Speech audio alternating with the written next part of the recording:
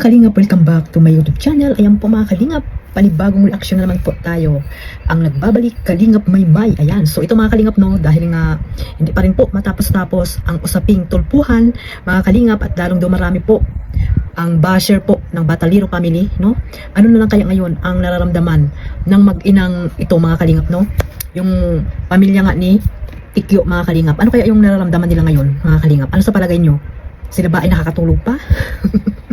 Nakakatulog pa ba sila mga kalingap? Dahil nga si Kuya Bal ay talagang tinatanong sa kanila kung bakit si Kuya Bal ang pinatulpo. So mahirap po kasing kalimutan yan mga kalingap. Mahirap kalimutan yan sa part po ni Kuya Bal Santos Matubang. Kasi nga sinabay pa talaga doon sa kasal po ng kanyang anak na si Kakay mga kalingap. Pero dito nga mga kalingap no, para daw nga maiwasan o mabawasan ang pambabas sa Bataliro family, may sinabi po dito itong si Bal Santos Matubang. Ito mga kalingap, bago natin ipagpatuloy ito at pakinggan ang mga sinasabi dito ni Kuya Bal, syempre shoutout muna tayo sa ating founder Kuya Bal Santos Matubang, natin si Ate Edna, Kalingap Rab, si Jack Tapia Matubang, at syempre ang mga sponsor, OFW, at ganoon din po sa mga supporters no, na walang sawang sumusuporta po sa buong team Kalingap. Mega love shoutout po sa inyong lahat. Ganoon din po sa mga kasamahan ko pong reactor no, sa Team Bios, Karipa, Team Watchers, at sa mga solid reactor po na nandito po sa Kalingap. Shoutout po sa inyong lahat. Ayun mga Kalingap, sa mga hindi pa po nakasubscribe kay Kalingap Maymay at sa akin second channel Maymay Vlogs, pa-subscribe na po mga Kalingap and click the notification bell para po update kayo sa aking mga reaction upload araw-araw. Maraming salamat po sa inyong lahat mga Kalingap sa walang sawang pagsuporta ninyo po sa aking channel. I love you all. Ayan no mga Kalingap, ito po ang ating re-reaction ngayon no, itong sinasabi po ni Kuya Bal no, para daw po mabawasan ang basher po ng Bataliro family. Ito po, pakinggan natin ang sinabi po ni Kuya Bal Santos Matubang. Mabawasan yung basher ninyo, mag-public apology kayo. Ayun, para daw po mabawasan ang basher po ng Bataliro family, mag-public apology kayo. So ibig sabihin, kung saan nila pinahiya itong si Kuya Bal Santos Matubang, dapat doon din sila mag-apology. Doon din sila humingi ng pasensya, sorry, no? Lalo na po kay Kuya Bal Santos Matubang. Dapat doon sila humingi kasi nung nagpatulpo, di ba, mga Kalingap, si Kuya Bal pa mismo ang humingi ng pasensya sa kanila. Eh sila, anong ginawa nila? Di ba wala? O dinuro-duro pa si Kuya Bal, no? May paiyak-iyak sila, pero mamaya ngingit tatawanan nila si Kuya Bal, dinuro pa ni Tikyo, di ba mga Kalingap? Kung hindi ba naman grabe talaga yung galawa nito kay Kuya Bal. So ayun po nung sinabi ni Kuya Bal, para daw po mabawasan ang mga nambabas kila Tikyo, ayan, ang gawin nila ay mag-public apology po sila, no? Lalo na, syempre yan, katulad yan, kung ayaw naman nila doon sa tulpo, dyan, may channel si Tikyo, di ba? Ba't hindi nila magawang mag-live at humingi ng sorry dito kay Kuya Bal, di ba? Ba't hindi nila magawa yan? Kasi ayaw ni Kuya Bal nung pupunta sila doon para humingi ng sorry. Kailangan malaman din ng buong mundo na humingi sila ng sorry, di ba mga Kalingap? Para alam din po ng mga supporters ng Team Kalingap na humingi na sila ng sorry dito kay Kuya Bal. So ito mga Kalingap, no, ulitin natin. Mabawasan yung basher ninyo, mag-public apology kayo. Kay tulpo. Ayan, kay tulpo daw pala. Kay tulpo, tama yung sinabi ko mga Kalingap. Kay tulpo. Kasi doon yung pinahiya si Kuya Bal eh. Doon din kayo humingi ng apology, di ba? Tama mga Kalingap, sino ang agree dyan? Mga supporters po ng Team Kalingap, viewers, sino ang agree po doon sa sinabi ni Kuya Bal na sa tulpo din po sila humingi ng apology itong Bataliro family? Sinong agree dyan mga Kalingap? Ayan, mag-comment po kayo dyan. Tulpo nyo kami.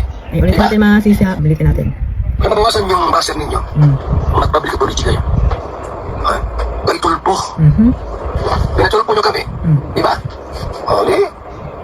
Kay tulpo kayo pumunta, sabihin nyo, Attorney, pasensya na po at pinatulpo namin si Bal Santos Matubang, wala kasalanan. Sabihin nyo to.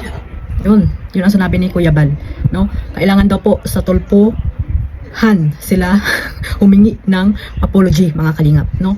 Ayun nga, sinabi ni Kuya Bal na doon daw sila nagpatulpo, pinahiya nila si Kuya Bal na wala namang ginawa sa kanila, no? Na dapat si Kalingap Edo ang kanilang pinatulpo, pero bakit si Kuya Bal ang pinatulpo nila? Kaya napakalaking tanong po yan mga Kalingap, no? Lalo na po kay Kuya Bal Santos Matubang. Kaya hanggang ngayon ay hindi pa rin po talaga makalimutan ni Kuya Bal, talagang inuulit-ulit niya po yan mga Kalingap na dapat ay hindi niya na po kinukontent, di ba? Pero siguro talagang hindi niya lubos maisip mga Kalingap kung bakit itong Bataliro family ginawa ng lahat ni Kuya Bal. Ang pagtulong, di ba? Lahat na ginawa, pinaganda yung bahay, yung kwarto nitong ni Tikyo. After 3 weeks, ayun po ang naganap mga kalingap. Pinatulpo po itong si Kuya Bal Santos Matubang. So sino-sino ang mga nasa likod nito? Ayan, alam na, di ba? Lalaman na po yung mga nasa likod. Di ba mga kalingap? Pero may nagsasabi pa rin na si Hansel daw po ang talagang mastermind, no? Imposible yan mga kalingap. Imposible na ang nagdesisyon nito ay si Hansel. Talagang may mga nasa likod niyan kasi wala naman silang alam sa Manila, di ba? O sino yung naghatid sa kanila sa Manila?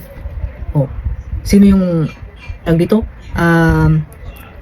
Naggabay sila papunta sa tulpuhan. Alam ba yan ni Hansel ng Batalero family, di ba? Wala silang alam sa Manila, di ba? O so yan nga mga kalingap. Kung gusto nyo na mawala ang bashing ninyo na mula ilang buwan na po yan, no? Yung usaping tulpuhan mga kalingap dito kay Kuya Bal. Ilang buwan na po mga kalingap. May, di ba? May yon mga kalingap. May, June, July, August, oh. Mag-performance na po mga kalingap. Pero hanggang ngayon, ang usaping tulpuhan, ang pababa sa Batalero family ay nandiyan pa rin po. Lalo na po nung pumasok itong si Kapisot doon sa pamilya Batalero. Lalo na po silang labas ng todo-todo mga kalingap. Kaya ayan lang po ang masasabi ni Kuya Bal, no? Na kung gusto nyo mabawasan ang pambaba sa inyo, yun, mag-apology po kayo doon sa tulpuhan, sa tulpo kay Rapid Tulpo in Action. Doon kayo dapat humingi ng sorry kasi doon nyo pinahiya din si Kuya Bal Santos Matubang. So kung ayaw nyo naman doon, siguro naman pwede na rin siguro sa pag nag-live si nag-live itong si TQ. Siguro naman tatanggapin na yan ni Kuya Bal, di ba? Pero yung pupunta kayo doon sa bahay nila Kuya Bal para humingi ng sorry, ako po siguro hindi matatanggap din ni Kuya Bal yan.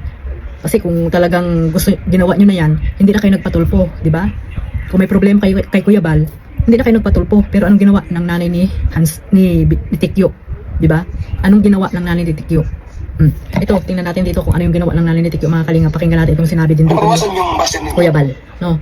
Pakinggan natin itong sinabi din dito ni Kuya Bal nung time na dapat ay pumunta kay Kuya Bal or sa barangay para matapos po yung problema, kung ano man po yung problema po dito kay Kuya Bal Santos Matubang. Pero anong ginawa nito ni Hansel mga kalingap? Dito po, pakinggan natin mga kalingap para maliwanag po sa inyo. Malinaw, ayan, no?